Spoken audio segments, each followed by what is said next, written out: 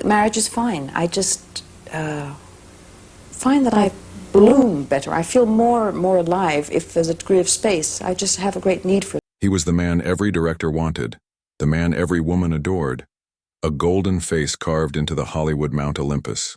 Brad Pitt. The name alone once sent ripples through the world. But behind the charm, behind the awards, the perfect cheekbones and the multi-million-dollar smile, there's a man who's been quietly unraveling. Today at 61, Brad Pitt is not the man you think he is. The tragedy isn't in what he lost. It's in what he never truly had. Peace, identity, and unconditional love. This is not a tabloid story. This is the true cost of becoming Hollywood's golden boy, and the heartbreak that followed. Before he was a global icon, before the heartbreaks and betrayals, he was just a kid from Missouri. William Bradley Pitt.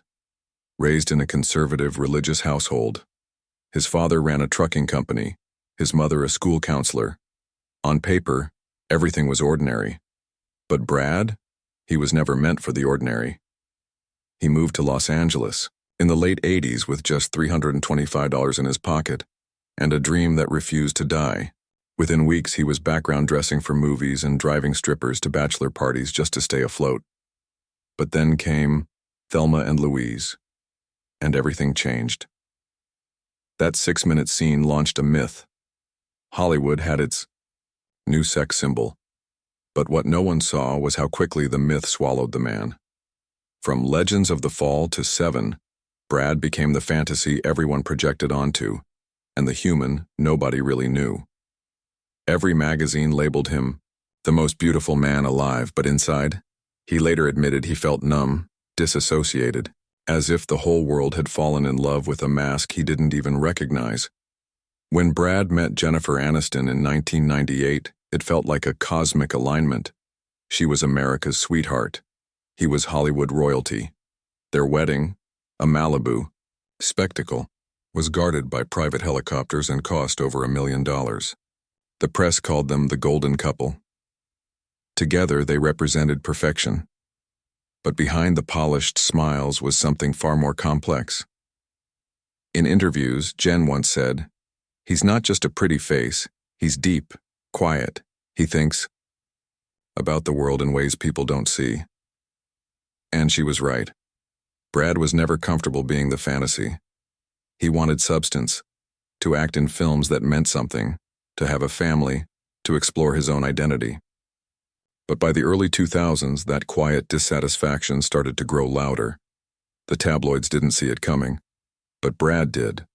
He once told an interviewer, "I was sitting on a couch, holding a joint, hiding from the world, and I realized I wasn't living. I was just trying to keep up the illusion." Brad and Jen were the dream, but dreams, he would learn, are fragile. By 2004, the mask was slipping. He was tired of the cameras, the constant obsession, and the artificiality of fame. Troy was supposed to be his biggest role yet. He trained for months, transformed his body, but the reception was lukewarm. Critics called it soulless, and Brad took it personally. He started asking dangerous questions. Is this all there is? What happens when the spotlight fades? In his own words, fame is a monster. It eats everything, even you. He longed for something real, something raw, and then Angelina Jolie walked into his life. On the set of Mr. and Mrs. Smith, Brad saw a woman who lived freely, fiercely, unapologetically. Everything he felt he wasn't allowed to be. What happened next would destroy his image and redefine his life forever. Up next, the affair that shattered Hollywood's most beloved couple and plunged Brad into a tragedy no one saw coming. It was supposed to be just another blockbuster. Mr. and Mrs. Smith. Two stars playing married assassins. But what unfolded behind the scenes was something much more explosive than anything the script offered.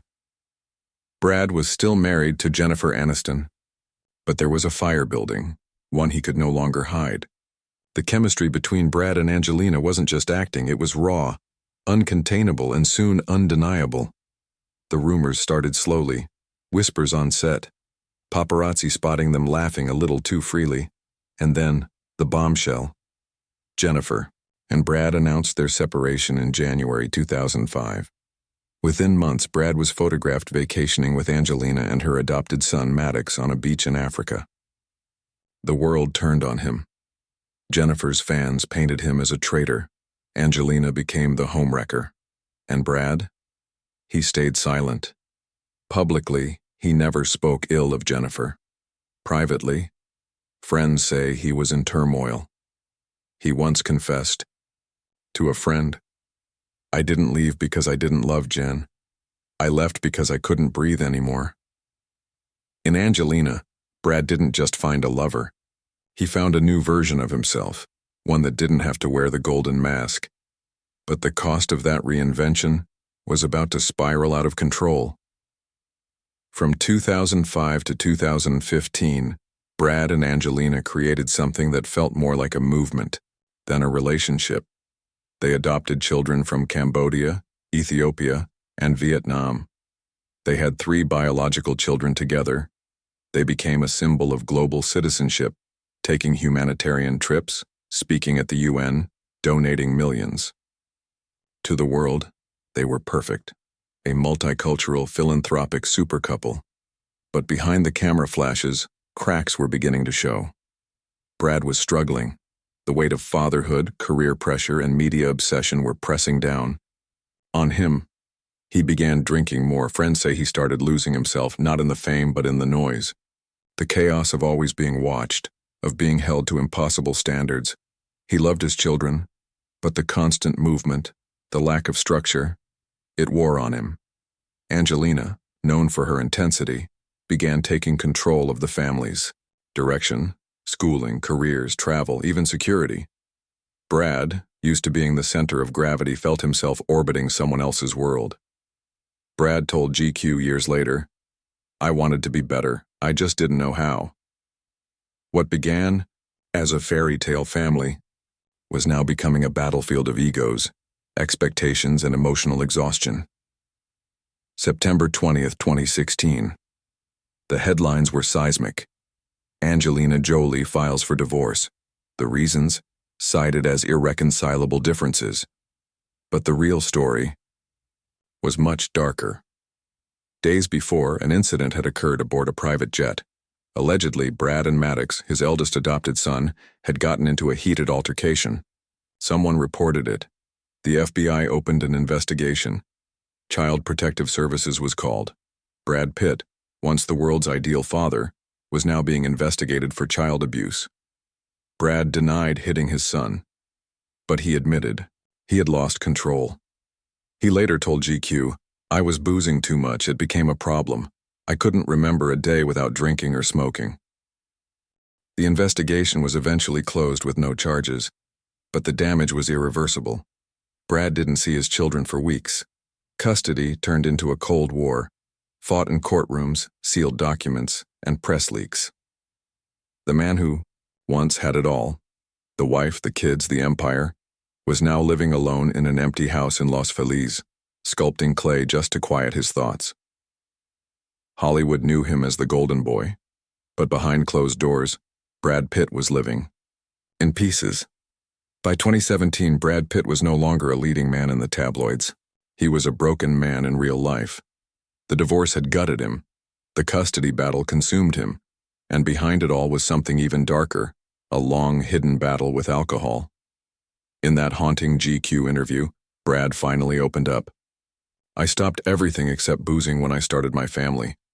I couldn't remember a day since college I hadn't had a drink." The world had seen him play drunks, addicts, and broken men on screen. But now art and life had finally collided, and the man playing the role of Brad Pitt could no longer keep it together. The rage, the sadness, the denial, it all came crashing down after that fateful jet incident. He admitted, "I was abusing myself more than anyone." Brad checked himself into therapy, gave up alcohol, rebuilt his life brick by brick. It wasn't glamorous. There were no headlines, just silence and shame. He took up sculpting, learned to sit with discomfort, spoke less, cried more. For the first time in decades, he stopped acting and started healing. But sobriety couldn't fix everything, especially the distance between Brad and his children, particularly Maddox and Pax, the two sons adopted by Angelina, before Brad entered the picture. After the divorce, reports surfaced that Maddox no longer considered Brad his father, that Pax felt abandoned. Angelina was granted primary custody.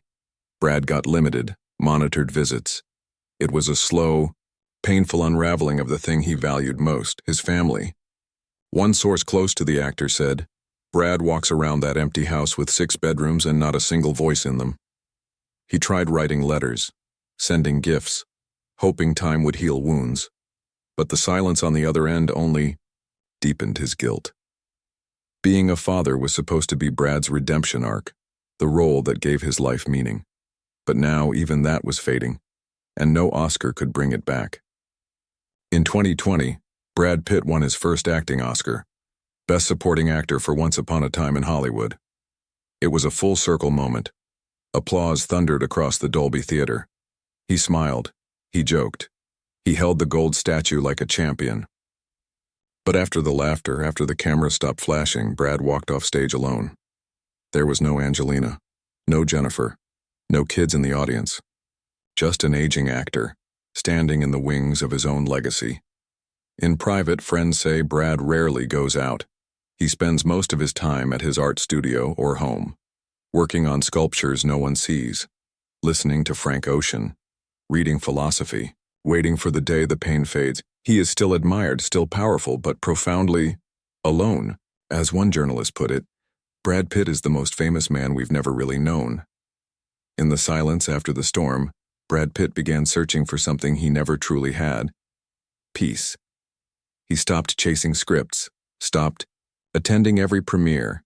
He started meditating, going to therapy weekly, and most unexpectedly, he started sculpting, not as a hobby, but as a necessity. He once said, "I needed a place where I could cry, where I could bleed and not be judged for it." That place was sculpture. In 2022, he revealed an exhibit in Finland, not in Hollywood, not in New York, but far away, quietly, anonymously. Because this wasn't about fame anymore. It was about healing. Brad Pitt is no longer running from his pain. He walks with it now, a quiet companion instead of a ghost. But healing isn't the same as forgetting. Some things never truly leave you. They just learn to sit quieter in your soul. In recent years, his name has been linked to several women, artists, models, even a jewelry designer. But none of them last. None of them stick. Because the truth is, Brad Pitt never stopped loving the women he lost. He once called Jennifer Aniston a ray of light in a dark room. And when they briefly reunited at the SAG Awards, in 2020 the world held its breath. Their backstage photo broke the internet, but it wasn't a reunion, just a memory. And Angelina, that story's more complicated. She gave him everything: children, purpose, chaos, and took it all away just as quickly.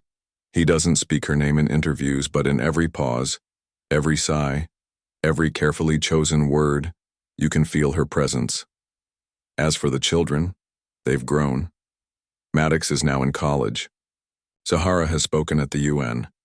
Pax reportedly refuses to speak to Brad. The twins? They live mostly with Angelina. He sees some of them, occasionally quietly, but the father who once carried 6 children on his back now carries only their silence. Love built Brad Pitt's world, and when it collapsed, it took pieces of him with it that may never return. He's still acting, still producing. His company, Plan B, continues to back meaningful films. He's not chasing blockbusters anymore. He's chasing stories that matter, and maybe in some small way then still trying to matter himself. His latest roles, haunted astronauts, grieving fathers, lonely stuntmen, aren't accidents. They're mirrors, each one a little more real, a little more him. He's still here, still standing, but the crowds have thinned, the spotlight doesn't burn as brightly, and in the quiet of his studio, or the echo of an empty mansion, Brad Pitt is learning to be okay with being alone. Is this the final curtain? Probably not. But it might be the final transformation from icon to man, from fantasy to truth. And maybe that's the most heartbreaking part, that it took this much pain just to finally meet himself. Brad Pitt was never just a movie star. He was a mirror of everything we desire and everything we fear. He had it all: fame, fortune, beauty, love. And yet, at 61, his story is not one of success, but of survival. He survived fame, survived heartbreak, survived himself. This isn't a tragedy in the traditional sense. It's not about a fall from grace.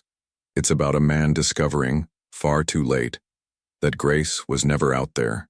It was always in here.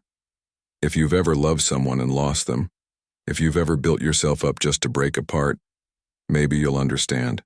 Maybe you already do. Like, share, subscribe, and comment below. What do you think is Brad Pitt's real legacy?